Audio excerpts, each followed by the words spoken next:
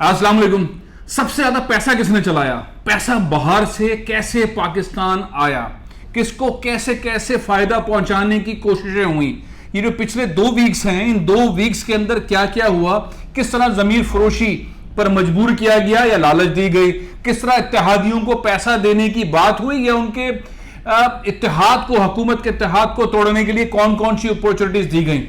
ये खौफनाक किस्म का डेटा सामने आ गया है। पाकिस्तान में इस वक्त सबसे ज्यादा ताकतवर आदमी कौन है? सबसे ज्यादा ताकतवर कौन है? जिसके पास पैसा है वो है, या जिसके पास वर्दी है वो है, या जिसके पास चीफ जस्टिस पाकिस्तान का मनसब है वो है, या वजीर आजम पाकिस्तान सबसे ज्यादा ताकतवर है, या कोई और ताकतवर है जो इस बहरान से पाकिस्तान को निकालेगा? कौन है?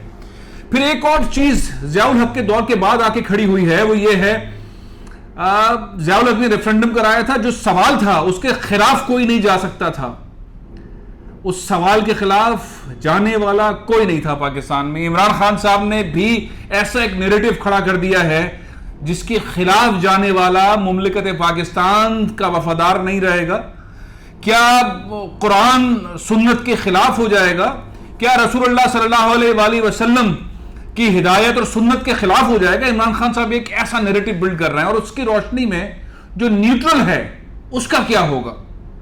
न्यूट्रल को अच्छाई की तरफ आना है या वो अपने आप को खड़ा रखेगा? ये 4-5 मोटे मोटे सवालात हैं जिस पर मैंने काफी गुफ्तगू कर ली बहुत सारे अहम लोगों से। बहुत ही हैरत अंगेज किस्म की मैं बात कुछ और कर रहा था, लेकिन मामला आ गया पैसों का। पैसा कहां कहां से आया, कितने अरब पाकिस्तान पहुंचे, उसकी मनी ट्रेल डायरेक्ट इनडायरेक्ट किस किस के पास है। वजीर आजम पाकिस्तान के बाद जो तुरुप के पत्ते हैं, क्या उसके अंदर वो डेटा है? वो डेटा आईबी ने उनको पहुंचाया या आईएसआई भी उनको पहुंचा रही है? खौफनाक सूरत हाल है। इमरान खान साहब के बाद जो कह रहे हैं तुरुप के पत्ते हैं, इत्तेहादी दौड़ के उनकी तरफ जाएंगे, क्योंकि इत्तेहादियों को जो नाराजगी है इमरान खान से वो तो बहुत सिंपल है कि ये मुआहदे थे, 2 तरफा मुआहदे थे, 2 पार्टीज के दरमियान मुआहदे थे और इन्होंने करवाए थे, यानी कि जनरल फैज ने करवाए थे। ये मुआहदे अब जनरल फैज नहीं है, उन मुआहदों पे अमल दरामद नहीं हुआ। वो बाप है बलूचिस्तान के अंदर, या वो एमक्यूएम है कराची के अंदर, या वो जीडीए है सिंध के अंदर, या वो काफ लीग है पंजाब के अंदर, ये मुआहदों पर अमल दरामद नहीं हुआ, या किसका कैसे हुआ, तो उसके ऊपर भी वर्किंग। अब ये इत्तेहादी खुश होकर जो हफ्ता खुश अखलाकी बनाते रहे। अक्सर इत्तेहादी तो दीवार से लगे हुए थे, जिसमें से एमक्यूएम तो दीवार से लगी हुई थी। एमक्यूएम के पास तो ऑप्शन ही नहीं था इस गवर्नमेंट से पहले।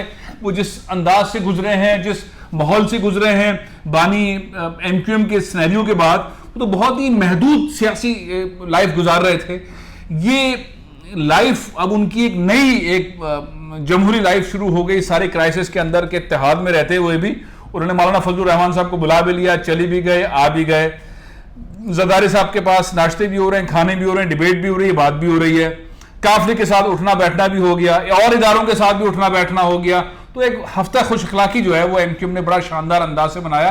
मेरे हिसाब से उनको बहुत स्पेस मिला इस अपॉर्चुनिटी के अंदर कि हुकूमत में रहते हुए भी उन्होंने कह दिया वजीर आजम इमरान खान नहीं हो तो कोई और हो तो चल सकता है। तो उन्होंने अपनी दानिशमंदी का भी सबूत दिया, अपने जो ख्यालात थे उनके सिस्टम के अंदर वो भी मार्केट में लेकर आ गए, और एक दोबारा से एमक्यूएम ने अपनी जो बिल्डिंग है उसको तामीर करना शुरू कर दिया सियासी तौर पर। उनको ये क्राइसिस जो है बड़ा जबरदस्त अपॉर्चुनिटी के अंदर आ गया। एक सियासी मजबूती की तरफ एमक्यूएम निकल गए। जो उनके ऊपर एक छाप थी, उस छाप से वो हटना शुरू हुए, और उन्होंने बैठकर वो गुफ्तगू करना शुरू कर दी टीवी चैनल्स के अंदर, उनके लीडरान ने, और अपनी राब्ता कमेटी के अंदर और सियासी पार्टीज के अंदर, जो एक जमाने में एमक्यूएम क्या करती थी लेकिन उसके बाद वो ब्रैकेट हो गई थी, यानी कि कॉर्नर में चली गई थी, तो लाइमलाइट के अंदर आ गई। और उनकी बहस व मुबाहिसा, उनकी गुफ्तगू, उनके बारे में सोचना, वो किसको वोट देंगे, अगर वोट नहीं देंगे तो हुकूमत नहीं रहेगी, और ये सवालात उन्होंने लाके खड़ा करना शुरू कर दिया। अपनी फर्स्ट लेयर की लीडरशिप, सेकंड लेयर और थर्ड लेयर की लीडरशिप ने वो गुफ्तगू करना शुरू कर दी, और उस तमाम मीडिया की जीनत बनना शुरू हो गया जो पहले इस क्राइसिस से पहले एमक्यूएम को हासिल नहीं था। ये सबसे बड़ा एडवांटेज एमक्यूएम ने उठाया, और जो मुआहदात उनके साथ हुए इसमें से बहुत सारी चीजें हो गई, जो थोड़ी सी रह गई वो तो यूं जाएंगी। सुना यह है, जरा मुझे ये कहते हैं मैं किसी और खोज में था, लेकिन मेरे हाथ कुछ और आ गया। खोज में था कि अब क्या होने वाला है, पता ये लगा कि पैसा खूब आया है, और वो पैसा बटा है, और वो पैसा बहुत सारे शेप्स के अंदर अकोमोडेट हो रहा है। जमीर फरोशों की तादाद खाली पीटीआई के मेंबरान के अंदर नहीं है, ये यानी कि अपोजिशन खाली پی ٹی آئی کے ایم این ایز کو توڑنے کے لیے ان کو ضمیر فروش نہیں ملا، بلکہ اتحادیوں کے اندر بھی اس طرح کا سینیریو معلوم ہوا ہے کہ یہ کریں گے، لیکن ابھی تو یہ رکھے نا، ابھی تو دیکھتے ہیں نا، باقی اب گزارا تو کرے، خرچے کے پیسے تو رکھیں۔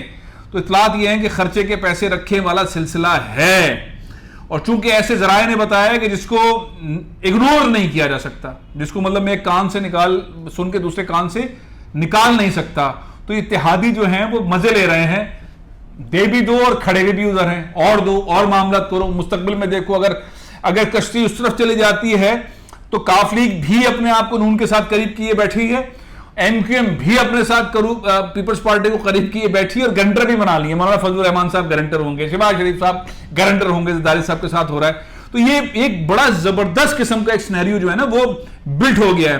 اب یہ کہ جو نیوٹرل، کوئی اصطلاح آگے کہ نیوٹرل تو جانور ہوتا ہے، عمران خان نے کہا نیوٹرل تو جانور ہوتا ہے، انہوں نے بولا نہیں جی فوج کو کہا ہے، فوج نیوٹرل ہے اس لیے کہا ہے، وہ پہلے سلیکٹڈ والا معاملہ تھا، دو اس کی تشریح ہوئی، کیونکہ ہماری میڈیا کے اندر جو ہے وہ بہت مجھے برا لگنا چاہیے، لیکن ظاہر ہے کہ میں یہ بات کہہ اس لیے رہا ہوں کہ میں کسی سائٹ پر ٹلٹ ہونے کی کوشش کبھی نہیں کرتا، میں فیکٹس کو موو کرنے کی کوشش کرتا ہوں، کیا پاکستان کے لیے اچھا ہے، کیا مملکت کے لیے اچھا ہے۔ تو میڈیا کے اندر ایسے بہت سارے لوگ ہیں جن نے ایسی ڈیفینیشنز کریٹ کی جس کے اندر نیوٹرل کی ڈیفینیشن جو ہے وہ نفرت انگیز انوائرمنٹ کے اندر چلی گئی۔ اب ایک نئی تشریح ایک صاحب نے بتائی، ابھی ایک سیمینار میں تھا، ایک بہت دینی شخصیت ہیں، انشاءاللہ رمضان میں آپ بول کی ٹرانسمیشن بھی ان کو دیکھیں گے، ابھی نام نہیں لیتا کیونکہ یہ اس سے مختلف چیز ہے، لیکن انہوں نے فرمایا بہت سمپل، دین کے اندر کوئی نیوٹرل نہیں ہوتا، شریعت کے اندر کوئی نیوٹرل نہیں ہو رہ سکتا۔ شریعت کہتی ہے اچھائی کی طرف آؤ، شریعت کہتی ہے جنت میں جانا ہے، نبی کریم صلی اللہ علیہ وآلہ وسلم کی سنت پہ عمل درآمد کرو۔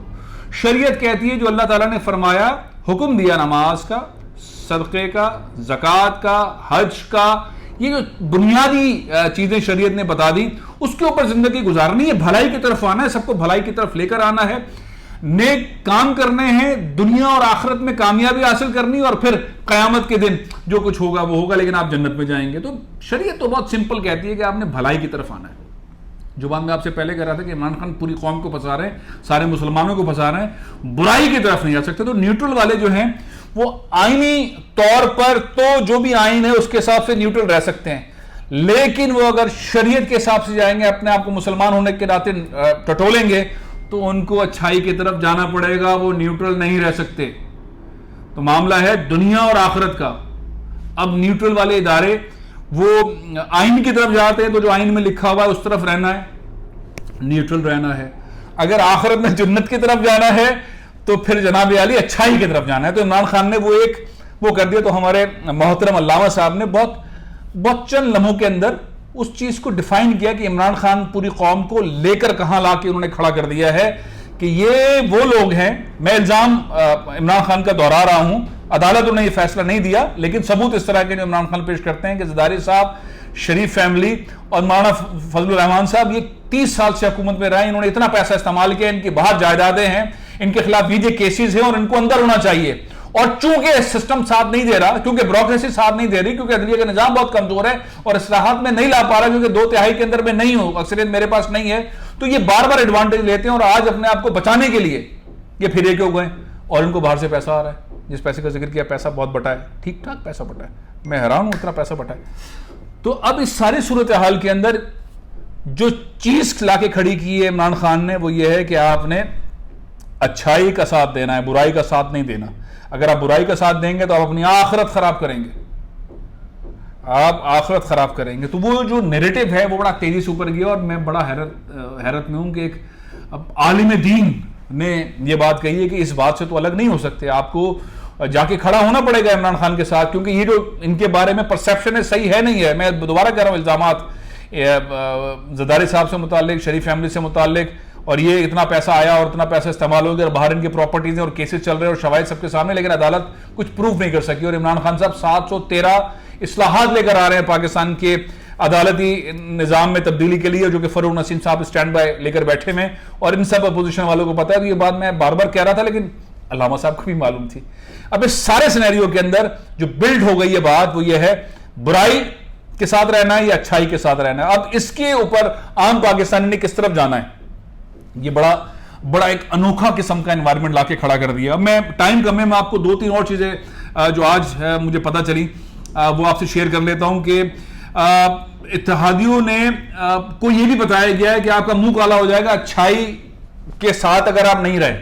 آپ کے معاہدے ہوئے, آپ نے معاہدے کیے, اس میں سے کچھ چیزیں ہوئیں, کچھ چیزیں نہیں ہوئیں. اس کی وجہ یہ تھی کہ عمران خان کے پاس وہ اختیار نہیں آیا, 18ویں ترمیم کے تحت وہ سندھ میں نہیں گھس پائے, وہ اختیار ان کو نہیں مل پایا, اور وہ 2/3 کے ساتھ جو انہوں نے وعدے کر لیے تھے وہ نہیں کر پائے, اور وہ اس طرح سے چیزیں اسمبلی سے پاس نہیں ہوئیں, وہ پیسے نہیں لگا سکے, وہ تمام چیزیں نہیں لگا سکے. لیکن اگر اس موقع کے اوپر عمران خان کے اس نیریٹو کے خلاف اتحادی جاتے ہیں تو اگلا سٹیپ یہ آئے گا جنت اور دوزخ کا, اچھائی برائی.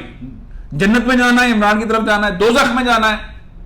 اللہ اکبر. تو نیریٹو یہ کالز آنا شروع ہو گئی ہیں, کالز گئی ہیں, کالز جا رہی ہیں, اور سب سے زیادہ طاقتور والا سوال ایک رہ گیا. یہ کالز جو جا رہی ہیں وہ اسے سمجھانے کے لیے ہیں. بہت سارے علماء کرام اس بات کو ڈسکس کر رہے ہیں. بہت مشکل میں ایم کیو والے ہیں, بظاہر مشکل میں, ویسے تو ان کا فیصلہ بالکل ڈن ہے. کاف لیگ والے بظاہر مشکل میں کہ یار اب کیا کریں, یہ عوام پیٹ دے گی. جس طرح سے ضمیر فروشوں کے گھر پہ حملے ہو رہے ہیں, اگر ہم برائی کی طرف گئے تو ہمیں تو چھوڑیں گے نہیں, تو اس لیے ہمیں سنت کی طرف, اچھائی کی طرف جانا ہے. تو عمران خان صاحب نے جو نیریٹو بلڈ کیا ہے, ان کو اسپیس دے دیا ہے اپوزیشن سے بھاگنے کا, اتحادیوں کو, اور اس کے ذریعے وہ بھاگ کے طرح جائیں گے. اب آخری سوال, اس وقت پاکستان میں سب سے زیادہ طاقتور کون ہے ان حالات کے اندر جب سپریم کورٹ کے اندر کیس چل رہا ہے؟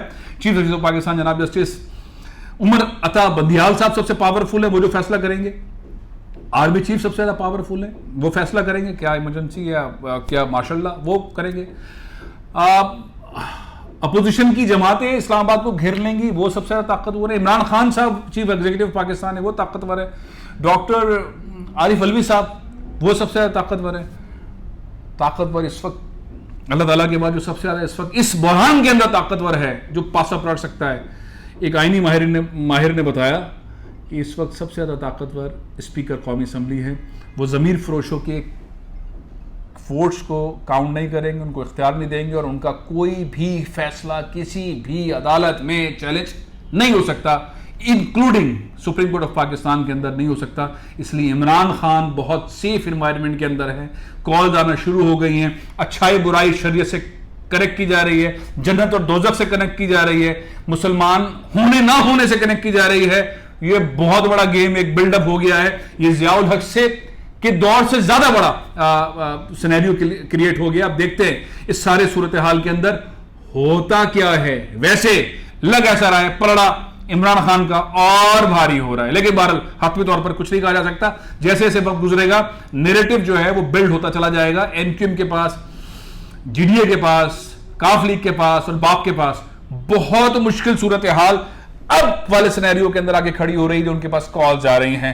اور نیریٹو یہ والا بلڈ اپ ہو گیا ہے کہ نیوٹرل جو ہے وہ شریعت کے مطابق نہیں رہا جا سکتا, اس کو اچھائی کی طرف جانا پڑے گا.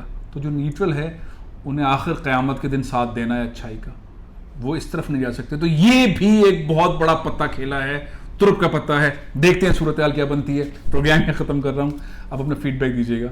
اجازت دیجیے. پاکستان زندہ باد.